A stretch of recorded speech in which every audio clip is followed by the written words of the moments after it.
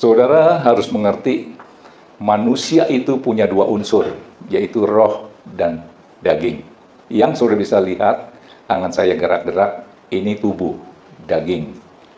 Ada yang di dalam saya, yang saudara tidak bisa melihat, itu adalah roh. Ya, tangkap ini. Ada dua unsur, yaitu apa? Roh dan daging. Sehingga Roma 8 ayat 5-6 berkata begini. Jadi siapa yang menguasai kehidupanmu saat ini? Roh atau daging? Daging identiknya maunya tuh bikin-bikin dosa gitu. Kenikmatan. Itu daging ya. Itu tubuh saya maunya makan enak, nonton film yang wah, yang seperti apa gitu ya. Terus kalau bisa pergi ke tempat pijit, dipijit badan saya, rasanya enak. Nah, itu tuh. Roh maunya yang rohani-rohani. Coba kita baca Roma 8 ayat 5. Roma 8 ayat 5. Saudara, tadi saya katakan ada dua unsur dalam kehidupan saudara, roh atau daging. Siapa yang menguasai kehidupan saudara? Daging atau roh? Ya. Tadi kan tema khotbah saya adalah mengaktifkan roh. Nanti manfaatnya apa? Dan caranya bagaimana? Ya, saudara tangkap ini dulu, lihat ini. Sebab mereka yang hidup menurut daging memikirkan hal-hal yang dari daging. Mereka yang hidup menurut roh memikirkan hal-hal yang dari roh. Ayat 6. Karena keinginan daging adalah maut. Dosa itu pasti maut. Keinginan roh adalah hidup dan damai sejahtera. Udah nangkap ini? Kita introspeksi diri. Saudara ini dipimpin siapa? Siapa yang utama yang menguasai hidup saudara? Daging atau roh? Tangkap ini ya. Nah, daging itu ibarat handphone, dia hardware. Roh itu softwarenya. Kayak laptop itu hardware, itu dagingnya. Ada tutnya bisa dipencet-pencet. Pertanyaan saya, kalau nggak ada softwarenya bagaimana? Software itu roh. Tangkap ya. Saudara, biasanya kasih gambaran. Daging ini makanannya ya nasi. Terus yang makan kan? Tentu untuk kebutuhan apa? Tubuh, jasmani. Nah, rohanimu juga perlu makan. Makanannya apa? Yaitu firman Tuhan. Udah nangkap? Kita introspeksi diri. Siapa yang lebih kuat di dalam kehidupan saudara? Roh atau daging? Saya sering ibaratkan di dalam kehidupan saudara itu ada seperti anjing hitam dan anjing putih. Dia selalu berkelahi itu. Mau melakukan yang baik atau yang jahat. Putih bicara yang baik. Yang hitam jahat. Itu berantem tuh. Nipu apa enggak ya? Bohong apa enggak ya? Waduh. Yang putih kan maunya yang baik-baik. Dia berantem tuh tiap hari. Begitu bangun tidur aja udah pergumulan nih. Mau melakukan yang mana nih? Yang baik atau yang buruk? Menang tidaknya tergantung siapa. Yang dikasih makan banyak. Kalau saudara kasih makan yang daging, firman Tuhan tidak pernah mampir ke dalam kehidupan saudara. Makannya seminggu sekali lagi. Hari ini ya. Yang lebih parah ada yang sebulan sekali tuh. Saudara bisa bayangkan rohnya seperti apa. Tangkap ini ya. Oke. Nah, manfaat mengaktifkan roh. Pertama, keluarkan Yohanes 4 ayat 23. Supaya kita bisa menjadi penyembah, begini, supaya kita bisa menyembah dia di dalam roh dan kebenaran. Karena Bapa menghendaki penyembah-penyembah yang demikian. Keluar ya, baca. Tetapi saatnya akan datang dan sudah tiba sekarang, bahwa penyembah-penyembah benar akan menyembah Bapa dalam roh dan kebenaran. Sebab Bapa menghendaki penyembah-penyembah yang demikian. Apa tuh artinya? Bapa menghendaki penyembah-penyembah yang demikian. Bapa itu mencari, kalau bahasa Inggrisnya dikatakan seek, dia mencari penyembah-penyembah di dalam roh dan kebenaran. Penyembah yang demikian. Ini terhubung dengan yang tadi, Yakobus 4, coba ayat 5, dikeluarkan sebentar. Yakobus 4 ayat 5. Yakobus 4 ayat 5. Nah ini. Janganlah kamu menyangka bahwa kitab suci tanpa alasan berkata roh yang ditempatkan Allah di dalam diri kita diingininya dengan cemburu. Manfaat mengaktifkan roh adalah supaya kita bisa menyembah Dia di dalam roh dan kebenaran. Tuhan cari penyembah ini. Dikasih gambaran seperti ini. Diingininya dengan cemburu. Jangan saudara menyembah yang lain. Hubungan rumah tangga itu retakan dikarenakan perzinahan ya. Di dalam juga hubungan dengan Tuhan juga perzinahan rohani. Ada ilah lain. Saudara menyembah ilah lain. Mungkin sekarang dalam bentuk bukan patung. Bisa uang itu di atas daripada Tuhan. Ini contoh ya. Nah, supaya saudara dicari Tuhan dalam arti apa? Sebagai penyembah yang benar. Nah, itu manfaat daripada mengaktifkan roh yang Tuhan taruh di dalam kita. Nanti kita pelajari cara mengaktifkannya seperti apa. Nah, manfaatnya mengaktifkan roh kedua adalah supaya hidup kita berkenan. Dan ketika kita hidup berkenan itu ada berkat yang luar biasa. Kalau saya punya karyawan 20, ada satu yang pekerjaannya, hidupnya, pribadi dia itu berkenan di hadapan saya, pasti bonusnya beda, betul nggak?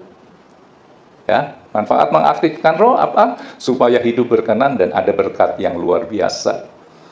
Coba kita keluarkan dulu Roma 8 ayat 8 sampai 9. Ayo. Roma 8 ayat 8 sampai 9. Roma 8 ayat 8 dulu dong. Ya, lihat ya. Mereka yang hidup dalam daging tidak mungkin berkenan kepada Allah. Terus ayat 9. Tetapi kamu tidak hidup dalam daging. Ketika kamu udah terima Yesus sebagai Tuhan dan Juru Selamatnya, Tuhan taruh rohnya nih. Harusnya kamu nggak hidup ikutin dosa. Tetapi kamu tidak hidup dalam daging, melainkan hidup di dalam roh. Maunya yang baik-baik aja. Jika memang roh Allah diam di dalam kamu. Tetapi jika orang tidak memiliki roh Kristus, ia bukan milik Kristus. Nggak semua orang Kristen itu punya roh Allah. Bisa nggak? Ya maaf ya. Jadi orang Kristen, ya dengan alasan apa gitu ya, ngetren kali, belum tentu dia buka hati terima Yesus sebagai Tuhan. Tangkap ini, makanya nggak ada roh Allah.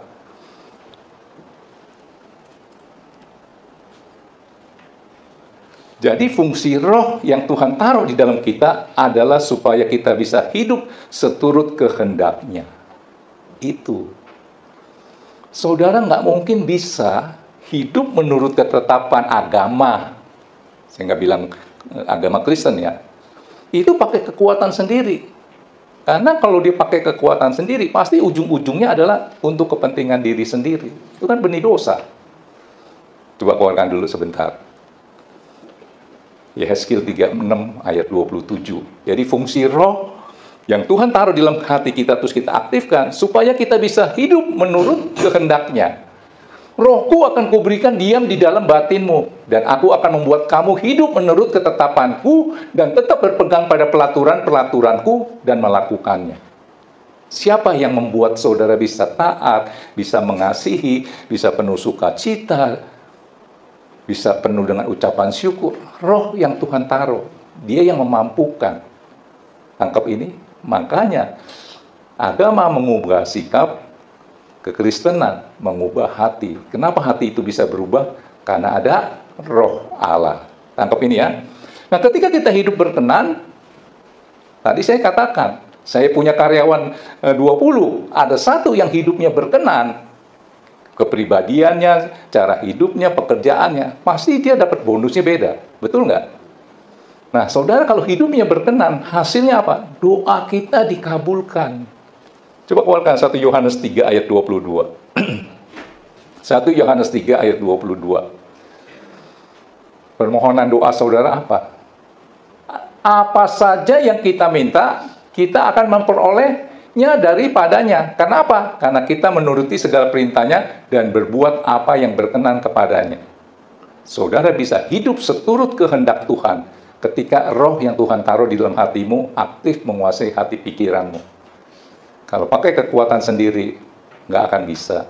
Bisa nggak orang tanpa roh bisa berbuat baik? Bisa, tapi tidak ada kebenaran. Pasti ada udang di balik batu, ya, lempeye. Tangkap ini ya. Nah, doa kita dikabulkan berdasarkan ayat ini dan satu lagi ayat coba. Yohanes 15 ayat 7 sampai 8. Yohanes 7, lihat. Yohanes 15 ayat 7 ya. Jikalau kamu tinggal di dalam aku siapa? Roh.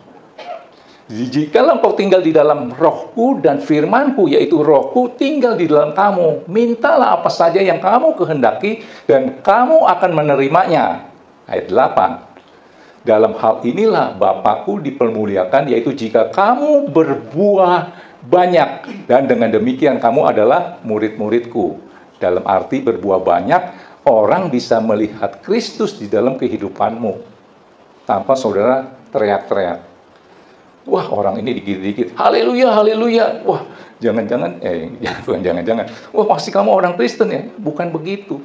Waduh, pakai salib gede-gede nih. Saudara sering lihat ada orang yang nyanyinya lagu-lagu apa, di sininya salib. Saudara pasti berkata, oh ini orang Kristen. Bukan begitu caranya. Dari buahnya. Apa tuh? Berbuah banyak menghasilkan buah roh. Galatia 5 ayat 22, coba. Ya, ketika saudara menghasilkan buah, yaitu buah roh, ini yang Tuhan akan kabulkan permohonan doamu. Tetapi buah roh ialah ada kasih, sukacita. Itu bukan diusahakan. Dia otomatis ada ketika roh yang Tuhan taruh di dalam hatimu aktif. Dia akan menghasilkan buah roh. Perkataanmu penuh kasih, sukacita, damai sejahtera, kesabaran, kemurahan, kebaikan, kesetiaan. Ayat 23. Kelemah lembutan, penguasaan diri. Menghasilkan buah. Jadi, manfaat daripada mengaktifkan roh adalah ini. Doa kita dikabulkan. Kenapa? Menghasilkan buah. Ya. Nah, sekarang udah nangkap sesuatu, dahsyat kan kalau saudara bisa mengaktifkan roh yang ada di dalam hatimu, ibaratnya